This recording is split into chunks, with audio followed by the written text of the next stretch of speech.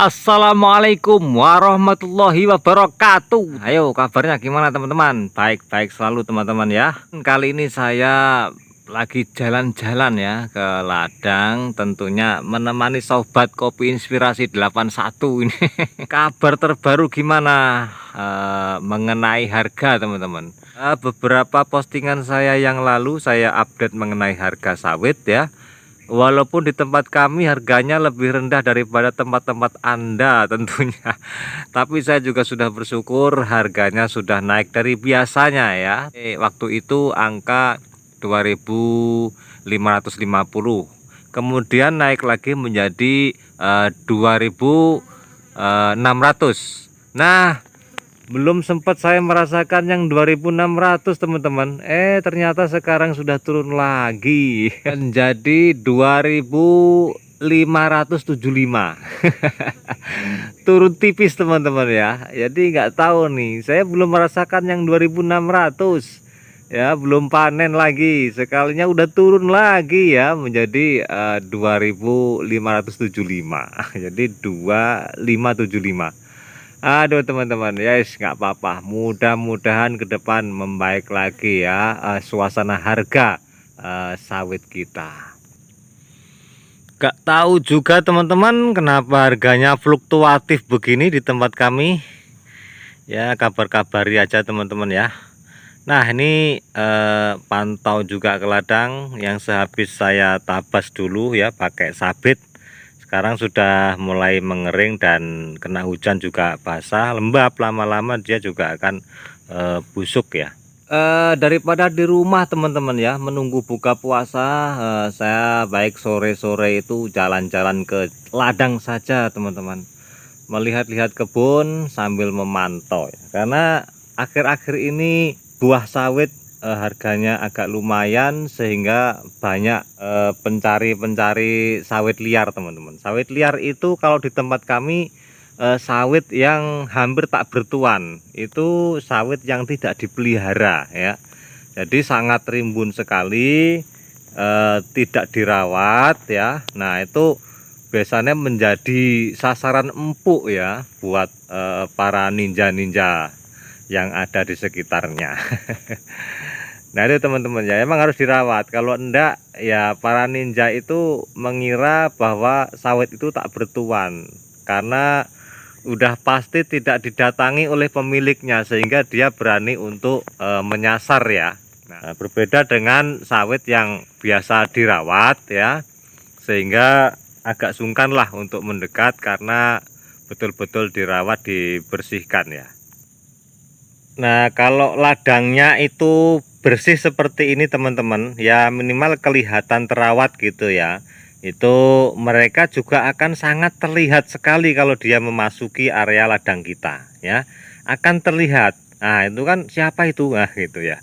Kalau malam pun mereka juga bisa jadi khawatir kelihatan teman-teman ya, kalau ladang kita terletak di pinggir jalan gitu ya, akan rasa terawasi jikalau masuk ke ladang kita. Kenapa? Karena ladang kita bersih dan kelihatan apa yang ada di dalam.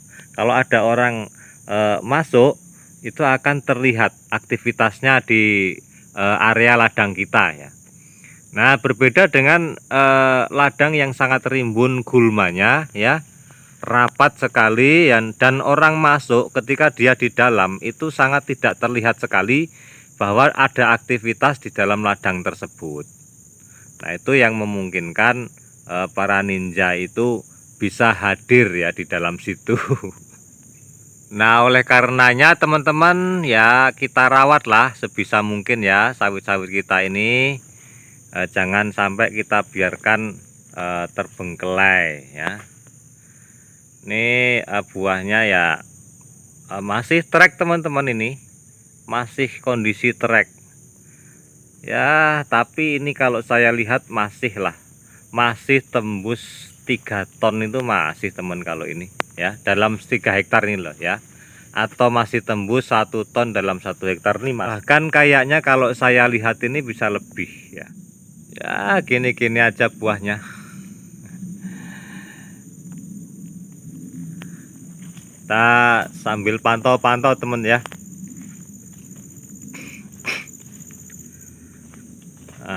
kayaknya ada yang bulat-bulat seperti ini buahnya.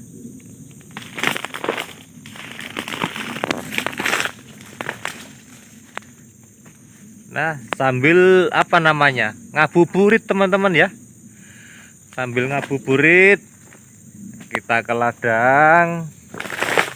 Nah, kalau gini kan bisa sambil pantau-pantau, John pantau. Tuh teman-teman, jos kan. Nah, ngabuburit yang sesuai hobi aja teman-teman ya. Kalau teman-teman hobinya memang nongkrong ya silahkan nongkrong. Kalau saya ya suka bertani ya, jadinya ngabuburitnya ke ladang.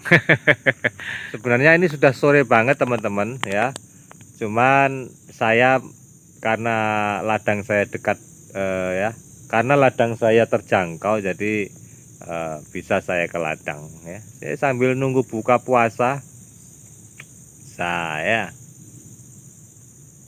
ya, walaupun sawit saya jelek begini teman-teman, ya menghasilkan duit ya dipelihara aja ya kan.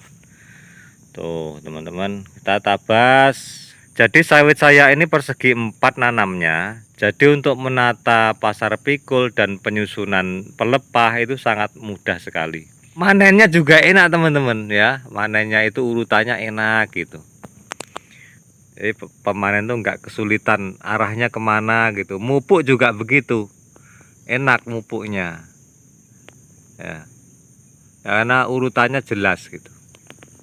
Tapi kalau mata 5 itu kadang-kadang itu bingung ya, ini sudah apa belum gitu dipupuk gitu.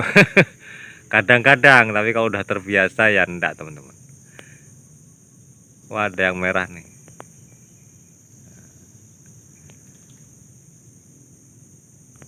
Tuh teman-teman ya,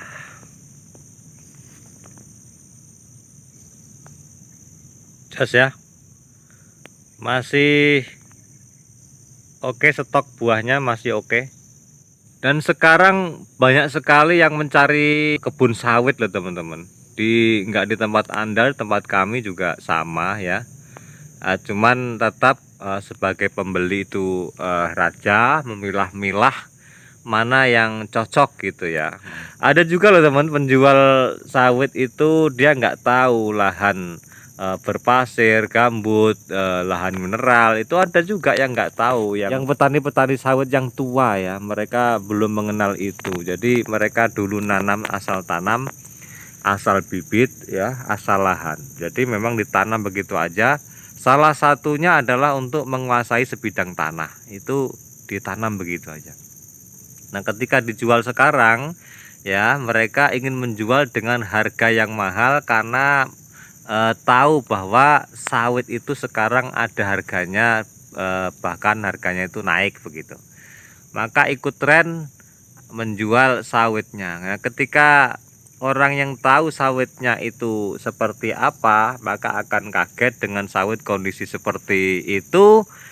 Lahannya juga lahan berpasir ya, tapi mintanya sangat mahal. Otomatis orang yang tahu sawit akan mikir 2 kali teman-teman ya.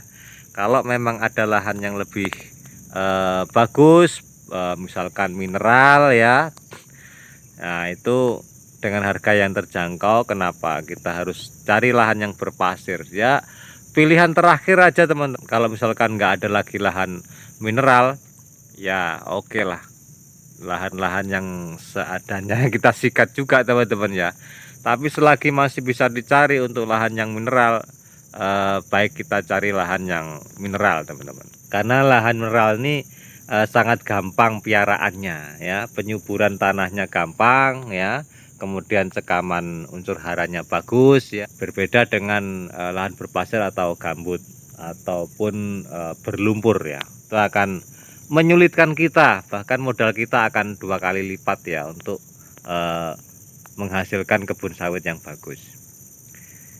Nah, oke teman-teman, sampai di sini dulu perjumpaan kita ngabuburit ya bersama Kopi Inspirasi 81. Walaupun kondisi trek, semoga hasilnya juga masih ada dan semoga kita bisa menyelesaikan puasa kita hingga Idul Fitri ya teman-teman. Salah hilap mohon maaf. Wabillahi taufiq wal hidayah. Assalamualaikum warahmatullahi wabarakatuh.